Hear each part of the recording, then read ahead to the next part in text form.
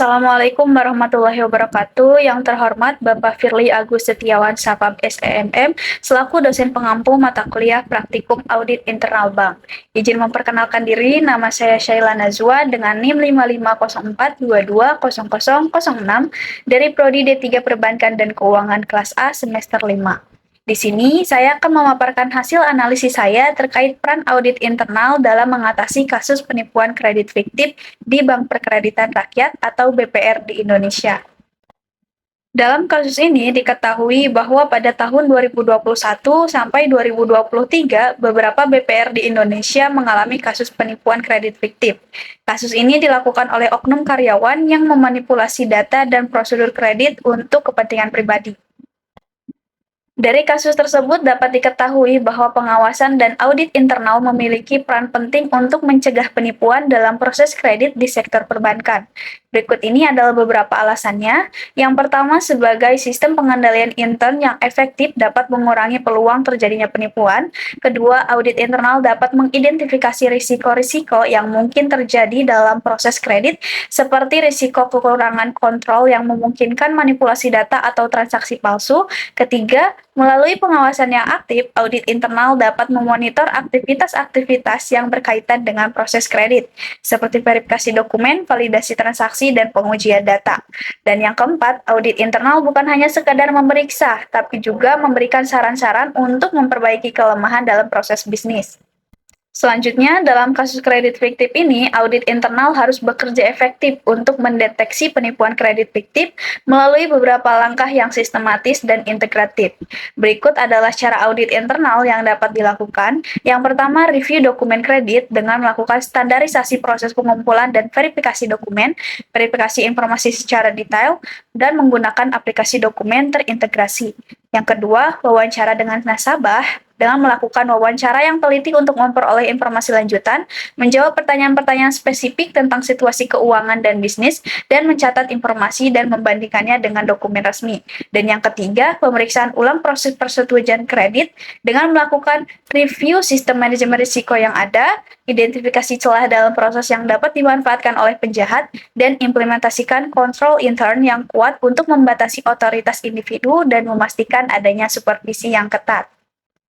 Terkait adanya kasus penipuan kredit fiktif ini, berikut adalah alat-alat yang bisa digunakan oleh audit internal. Yang pertama, monetary unit sampling, yaitu metode sampling yang memilih data sampel berdasarkan satuan moneter, sehingga data sampel yang terpilih dapat mempresentasikan keseluruhan data. Yang kedua, pemeriksaan latar belakang debitur, yaitu melihat riwayat kredit debitur untuk mengetahui perilaku kredit masa lalu mereka. Ini membantu meningkatkan keyakinan bahwa pinjaman akan dilunasi tepat waktu. Dan yang ketiga, evaluasi prosedur persetujuan kredit, yaitu mengulas prosedur internal yang digunakan untuk menyetujui kredit, termasuk verifikasi identitas, aspek risiko, dan analisis keuangan. Selanjutnya, analisis potensi red flag yang diabaikan oleh tim internal bank seperti pemberian kredit tanpa verifikasi yang memadai atau transaksi yang tidak biasa, yaitu sebagai berikut. Yang pertama, terkait verifikasi kredit yang kurang, potensi red flag-nya adalah memberikan kredit tanpa verifikasi yang memadai dapat meningkatkan risiko pinjaman macet atau manipulasi data. Dan yang kedua, terkait transaksi yang tidak biasa, potensi red flag-nya yaitu transaksi yang tidak biasa dapat menandakan aktivitas ilegal atau penipuan. Adapun untuk memperkuat kontrol internal, maka dapat mengikuti rekomendasi berikut. Yang pertama, terkait pemisahan tugas, untuk tugas pemberi, pastikan ada klarifikasi tegas tentang tanggung jawab dan otorisasi masing-masing individu dalam proses kredit. Untuk penyetuju kredit, pastikan penyetuju kredit bebas dari tekanan langsung dari pemberi kredit agar membuat keputusan yang objektif.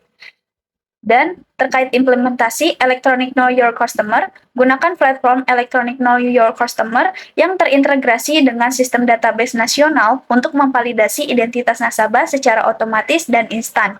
Terintegrasi dengan teknologi biometrik seperti sidik jari atau pengenalan suara untuk meningkatkan keabsahan transaksi dan mengurangi risiko kesalahan manusia. Kemudian, pentingnya audit berkala dan pelatihan staf, yaitu audit berkala berfungsi untuk memastikan bahwa prosedur pemberian kredit dilaksanakan sesuai dengan ketentuan yang berlaku dan untuk mengidentifikasi potensi penyimpangan yang dapat merugikan bank. Dan pelatihan staf juga sangat krusial dalam proses pemberian kredit. Staf yang terlatih dengan baik akan lebih mampu mengenali tanda-tanda penipuan, meningkatkan kualitas analisis kredit, dan memahami prosedur dan kebijakan. Dari pemaparan analisis kasus penipuan kredit fiktif di BPR ini dapat disimpulkan bahwa peran audit internal sangat penting dalam memastikan integritas dan transparansi dalam proses pemberian kredit. Dengan demikian, risiko penipuan dapat diminimalkan karena adanya pengawasan yang lebih ketat terhadap semua aspek operasi, termasuk verifikasi data, pemantauan aktivitas, dan pelaporan hasilnya secara akurat dan jujur. Oleh karena itu, implementasi pengawasan yang lebih ketat harus dilakukan dengan cara membuat dan merevisi prosedur yang jelas dan efektif, melakukan pengawasan rutin atas seluruh lini bisnis, menggunakan tim audit yang kompeten dan independen, memastikan komunikasi yang baik antara departemen terkait, dan memberikan pelatihan kepada karyawan tentang standar perilaku profesional dan aturan perusahaan. Mungkin cukup sekian pemaparan materi dari saya terkait analisis kasus penipuan kredit fiktif dengan pentingnya audit internal untuk menangani kasus tersebut. Terima kasih atas perhatiannya. Mohon maaf apabila ada kesalahan. Wassalamualaikum warahmatullahi wabarakatuh.